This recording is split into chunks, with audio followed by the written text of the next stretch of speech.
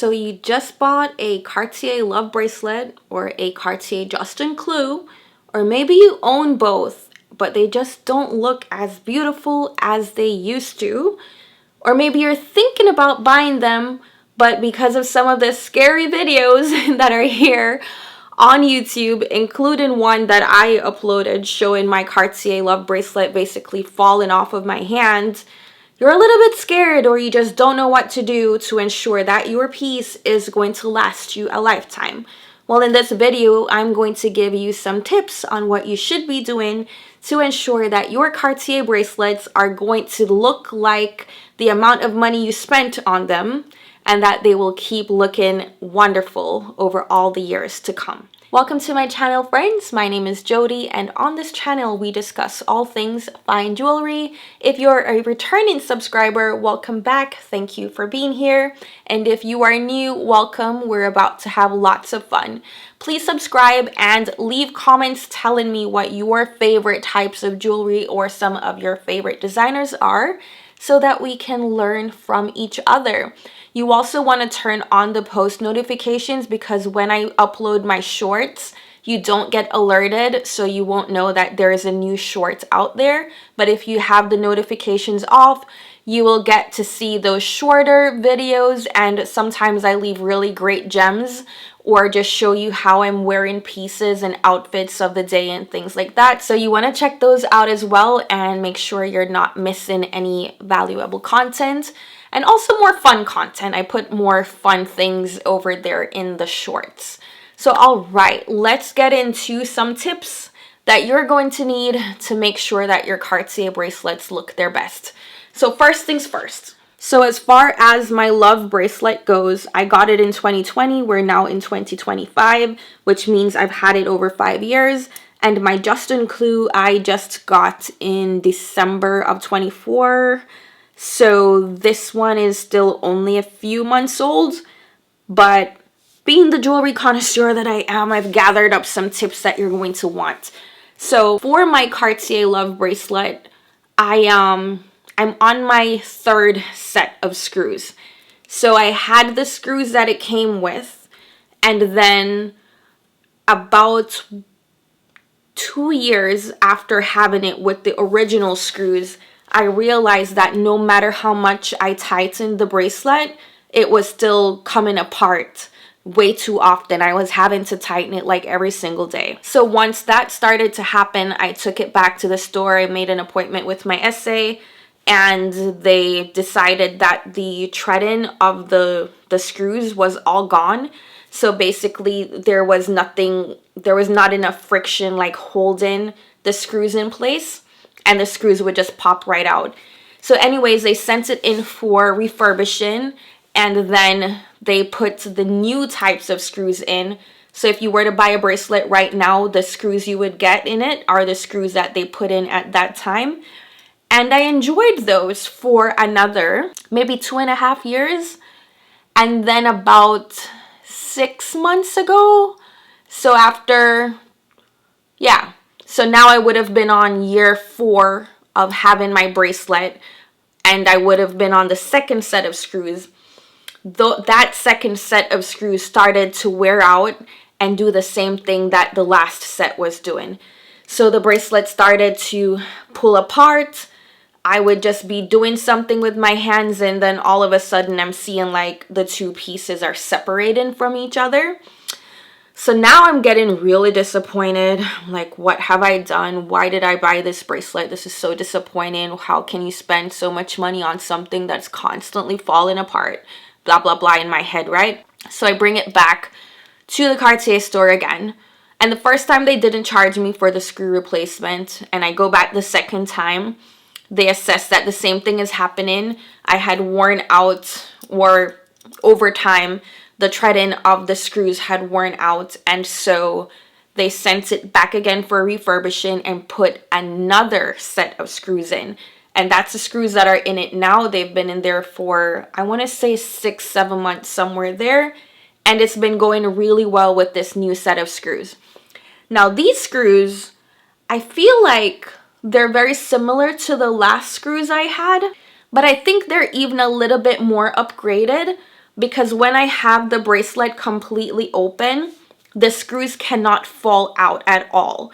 My original bracelet bought in 2020, the screws used to be able to come all the way out, and these screws have some type of a lock-in mechanism where they completely stay in place even if you have the bracelet separated. So the screw is gonna stay in there. That way you cannot lose your screws, and I think that is really cool.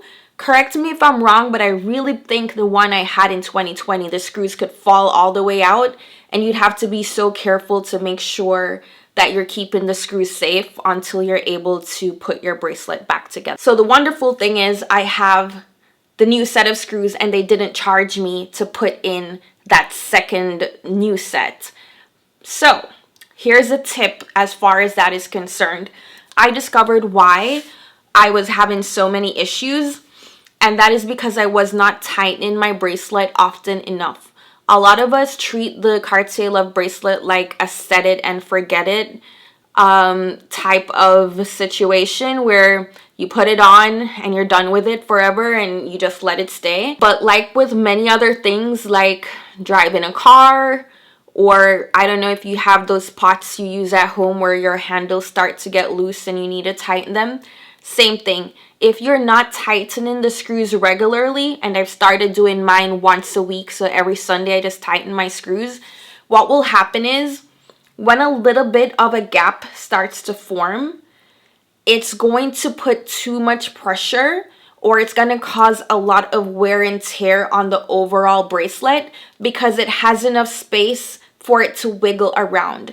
So what you want to do is to keep the bracelet from having any wiggle room, and you do that by keeping it tightened. If you're not tightening it regularly, it's going to loosen up over time and have just enough space to cause just way too much friction and wear out your screws really, really quickly. So tip number one, make sure that you're tightening on a regular basis.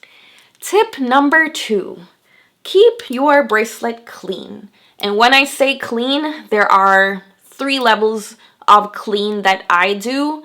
And the first one is on a regular basis with it still on my hand, I will use a little bit of Dawn dishwashing soap and like a soft toothbrush or something, and I'll just brush it while it's on my hand and clean it.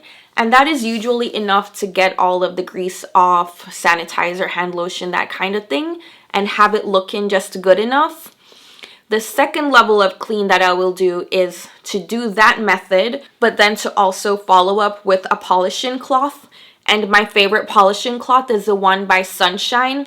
They come in packs of up to 5, I think. I'll put them in the description box for you. So the difference with the Sunshine cloths is that they have a little bit of a grittiness to them, and that helps your cloth to take out any scuffs or scratches and little dents and things like that that you might have in the bracelet. And no, you're not going to remove the gold. You're not going to destroy the bracelet. The whole point in that exercise is you don't want to pay $7,000, $7,350 it is now, for something, and then you're walking around and it's looking like scrap metal and it's super dull and it's just not giving luxury at all, and it just looks really ugly. I don't like that look. I like my jewelry to look super pristine and always have that nice shiny glow. Now, some people say they like the lived-in feel of it, and it shows that they've had the bracelet for a long time and they enjoy that it looks worn. I don't like my jewelry to... I don't mind if it looks worn. I don't want it to look worn out. And I think there's a difference in that. So keep your bracelet clean and polish it if you like the nice brand new shiny look. And then the third way that I clean is when I take it all the way off. And I do this twice a year. So like once every 6 months, I take it all the way off. I'm going to still use my Dawn and dish soap, but then I'm going to rinse it and put it in a cleaning solution. I like to use a Connoisseur's cleaning solution, also linked for you in the description box. But also Cartier gives you, or maybe my husband just buys them, like a jewelry lotion.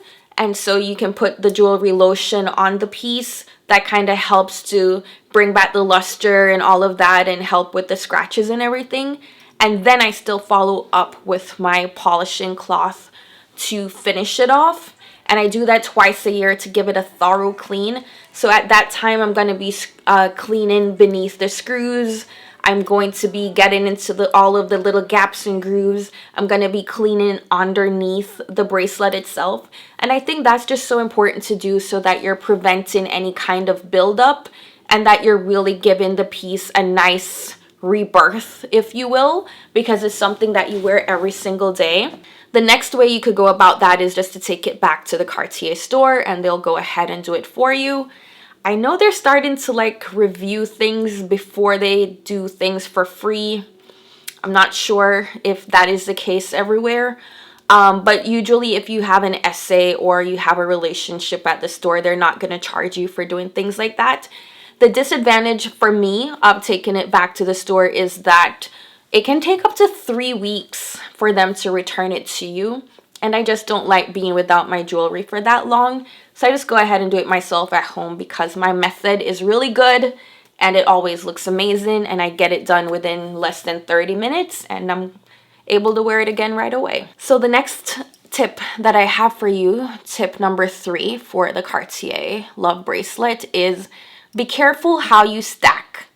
And as far as wearing multiple pieces of jewelry together goes, a lot of the times I'll wear maybe 4 bracelets together. And what I find is if I'm wearing, say, my tennis bracelet, which is a looser chain bracelet, with it, it's going to scratch more easily than if I wear something that cannot pass the Love Bracelet. So a chain bracelet is going to be able to slip over or kind of wrap itself around the Love Bracelet. And because the Love is a flat surface, that other bracelet is going to create like etching into the surface and you're going to end up with scuffing and scratching and things like that. So you want to be careful with what you're stacking with. So I still wear my tennis bracelet stacked with the Cartier Love, but I don't wear the tennis bracelet often enough for it to be an issue. If I find that I'm wearing my tennis bracelet a lot, I'll just go ahead and put it on my right hand and avoid stacking it with the Love Bracelet so that I don't have that happening. Also, my tennis bracelet is diamonds and platinum. And if you understand the MOHS or the Mohs scale of hardness, diamonds are at the highest level, scoring at a 10. And so that really does cause more scratching because yellow gold is going to be softer than diamonds. And so diamonds can cause more scratching and scuffing on the surface of your Cartier Love. So that is one thing you want to be careful of. And then the final thing I have for you is just to love your Love Bracelet. I was getting very annoyed with mine because of the issues I was having until I realized how to solve them. And now I just wear it every day. Sometimes I do take it off if I don't like it in the stack that I'm wearing that day. But otherwise, it is a great piece. It wears well. It's very, very resistant. And I just like to have something that I'm always wearing.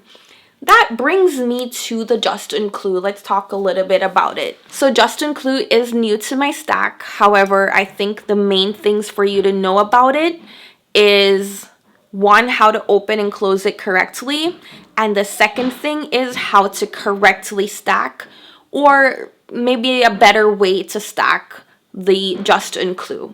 So here's what I've discovered as far as stacking it. I'll show you how to open and close after this. As far as stacking the Juste Un Clou goes, I find that the best way to do it, for me, is to put this flat side up against whatever else I'm wearing it with, rather than having it on the reverse where the round part is sitting against the other bracelet. And what I've found why I do that is that this round part gets chipped. It gets chipped at very easily if it's up against another hard surface. And the first time I discovered that was my Juste Un Clou is a size 16 cm, and so is my wrist. At first, when I bought it, I thought that I needed it to be a little bit bigger because when I wear it on my right hand, it felt like it was tighter. I've become used to how it feels now, so it's fine. But I used to feel like it was just kind of sitting and pressing into my arm. So what I did was I took it back to the Cartier store. I want to say I was very close to the 30 days. Maybe I had gone past the 30-day return window, but they were still willing to look at it and see if they could do an exchange for me. But when I got to the store, one, I tried on the 17 cm, which was a size up, and I found that the 17 was too big. So I was gonna stick with the 16 cm anyway. But also my SA put it under like the magnifier thing and looked at it really closely and saw that I had two kind of indentations on there where it could show that I had in fact worn the piece a bit before I brought it in for exchange. They saw nothing else wrong with the body of it, but just this round part had a little bit of an indentation there. And that came from me stacking it with my other bracelets and it bumping into the other bracelet constantly, and that caused the chips. So after that discovery, I realized that the better way to stack to make it more resistant to wear and tear is to wear it with the smooth flat side down in the stack that way, so that this part is not coming into contact with anything else. So let me show you how we open and close the Juste Un Clou. And I've discovered after wearing it that the best way to demonstrate this is to show you how it looks when it's open, and then I'll show you how to close it and then open it after that. So here I am showing you the little etching. Now this is under super magnification, and that you can't really see them with the naked eye, but you can see I have about 3 areas where you can see that bit of a scratch going around, and it's more than a scratch, it's like a ding. So that is why you don't want to have this round part sitting against anything else. And here we are back to the normal magnification, and it's not as obvious. So it's just something that you have to be looking really super closely to see. So let's now talk about how to open and close. Right now it's in the open position, and I think it's much easier to discover what you need to do when you see how it looks when it's open. So basically what you're looking at is this round part doesn't move, and the part next to it doesn't move either. The only thing that is moving or that is involved in getting this open and closed is the second piece here. So essentially what you want to work on is getting this piece to pull out of this round section right here. So let's go ahead and close it. All you have to do is push it into that hole, snap it, you hear it close.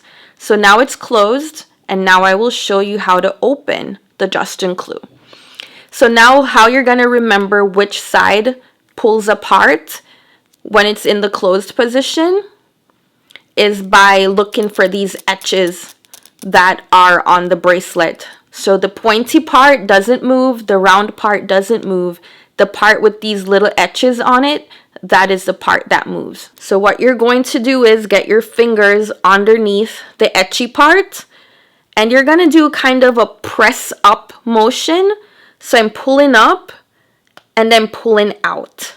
Let's do that again. Closed. You're putting your finger under the etchy part, you're pulling up, you're pulling out. Up and out.